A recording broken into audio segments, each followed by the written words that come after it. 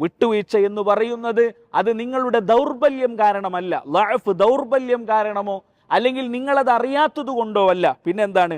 ബൽ ഹുവ സബ്റുൻ അല അദൽ ആഖരീൻ, മറ്റുള്ളവർ നമ്മളെക്കുറിച്ച് എന്തെങ്കിലും മോശമായി പറഞ്ഞിട്ടുണ്ടെങ്കിൽ അവിടെ ക്ഷമിക്കുന്നതിൻ്റെ ഭാഗമായിട്ടാണ് നിങ്ങൾ മിണ്ടാതിരിക്കേണ്ടത്. അല്ലാതെ ഞാൻ അവിടെ ഇടപെട്ടില്ല എങ്കിൽ, എന്നെക്കുറിച്ച് എന്തിനാണ് അങ്ങനെ പറഞ്ഞത് എന്ന് ഞാൻ ചോദിച്ചില്ലെങ്കിൽ ഞാൻ എന്തോ ഒരു ദുർബലനാണ് എന്ന് ആളുകൾ വിചാരിക്കും. അങ്ങനെയാണ് ചില ആളുകൾ വിചാരിക്കുക.